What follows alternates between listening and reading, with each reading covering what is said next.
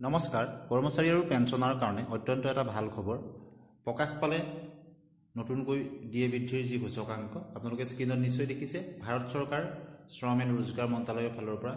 press বিজ্ঞপ্তিৰ যোগেদি প্ৰকাশ কৰা হৈছে আৰু সেই সূচকাংক অনুসৰি পুনৰ 3% ডিএ বৃদ্ধিৰ কথাটো প্ৰায় নিশ্চিত হ'ল তথাপিতো ইয়াত যিটো ৰাউণ্ড অফত কৰা হয় সেই হিচাপত আপোনালোকে দেখিছে যোৱা বছৰৰ তুলনাত এইবাৰ কিছু পইণ্ট কমিছে যোৱাবাৰ আছিল 4.91% আৰু এইবাৰ 3.53% মুদ্ৰাস্ফীতি যিটো আৰু এনেদৰে যদি হয় তেতিয়া হলে ডিসেম্বৰ মাহৰ সূচকাংক আপোনালোকে যিখন চাৰ্ট সেই চাৰ্টত আপোনালোকক দেখাই দিম যোৱা এবছৰ যি বৃদ্ধি হৈছিল সেই হিচাপত জুন মাহৰ অনুসৰি আমি এতিয়া পাইছো 2024ত 141.4 পইণ্ট আছিল আৰু সেই অনুযায়ী বৰ্তমান কৰ্মচাৰীসকলে 53% দিয়ে পাই আছে যদিও 53.36 হ'ব লাগিছিল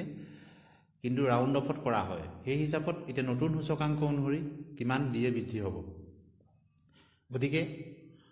এই নতুন যি সূচকাংক প্ৰকাশ পালে এই সূচকাংক অনুসৰি ডিসেম্বৰ মাহত 143.7 হ'ল আৰু 55.99 হ'ল এই হিচাপত 3% বৃদ্ধি হ'ব লাগে কিন্তু 0.1 কম হোৱাৰ কাৰণে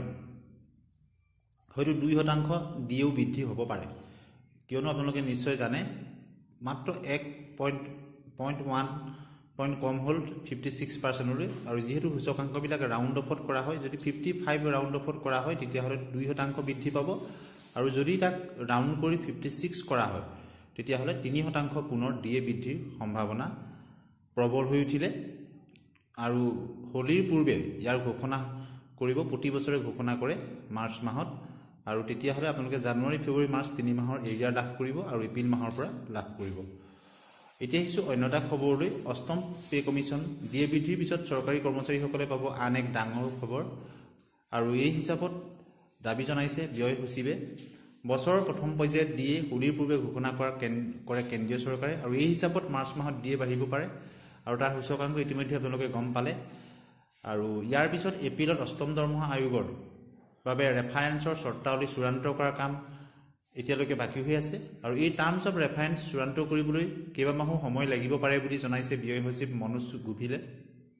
উল্লেখযোগ্য যে সাধাৰণতে দেখা যায় বছৰৰ প্ৰথম পৰ্যায়ত ডিএ হোলিৰ পূৰ্বে ঘোষণা কৰে কেন্দ্ৰীয় চৰকাৰে আৰু এই হিচাপত মাৰ্চত ডিএ বৃদ্ধি হ'ব আৰু কেন্দ্ৰীয় চৰকাৰৰ কৰ্মচাৰীসকলৰ আৰু অসম চৰকাৰ কেন্দ্ৰীয় চৰকাৰৰ কৰ্মচাৰীৰ সৈতে সম পৰ্যায়তে বৃদ্ধি কৰে গতিকে কেন্দ্ৰীয় চৰকাৰৰ কৰ্মচাৰী বৃদ্ধি হলে অসমৰ কৰ্মচাৰীও বৃদ্ধি হ'ব সংবাদ মাধ্যমক গুবিলে সম্প্ৰতি কয় যে প্ৰতিৰক্ষা মন্ত্ৰালয় গৃহ মন্ত্ৰালয় আৰু কৰ্মী আৰু প্ৰশিক্ষণ বিভাগ হ'ব বিভিন্ন ৰাজ্য চৰকাৰ আৰু অন্যান্য মন্ত্ৰালয়সমূহৰ সৈতে এই সংক্ৰান্তীয় দিহা পৰামৰ্শ আৰম্ভ হৈ গৈছে আনহাতে গুবিলে ইংগিত দিছে যে দৰমহা আয়োগৰ পৰামৰ্শসমূহে ভৱিষ্যতৰ বাজেটক প্ৰভাৱিত কৰিব কিন্তু আগন্তুক বিত্তীয় বৰ্ষৰ বাজেট ইয়াৰ ফলত প্ৰভাৱিত নহয় কাৰণ বেতন আয়োগৰ ৰিপৰ্ট চূড়ান্ত হ'বলৈ এতিয়াও বহুত বাকি উল্লেখযোগ্য যে অষ্টম বেতন আয়োগৰ অধীনত কেন্দ্ৰীয় কৰ্মচাৰীসকলক বেতন পেনশন আৰু অন্যান্য সুবিধা কিহৰ ভিত্তিত ঠিক কৰা হ'ব তাক লৈ আলোচনা কৰিবলৈ 10 ফেব্ৰুৱাৰীত এক গুৰুত্বপূৰ্ণ বৈঠক অনুষ্ঠিত হৈছিল national council for joint consultative machinery স্থায়ী সচিব তাত উপস্থিত আছিল আৰু ভাৰতবৰ্ষৰ তৰফৰ পৰাও প্ৰতিনিধি তাত উপস্থিত আছিল অষ্টম বেতন আয়োগৰ টাৰ্মছ অফ ৰেফাৰেন্সক লৈ এই বৈঠকত আলোচনা হয় বুলি জনা যায় আৰু এনচিজেচিএমে অষ্টম বেতন আয়োগৰ বিষয়ে চৰকাৰলৈ নানা পৰামৰ্শ আৰু প্ৰস্তাৱ পঠিয়াইছিল চৰকাৰৰ ওচৰলৈ পঠিওৱা প্ৰস্তাৱত বেতন গাঁথনি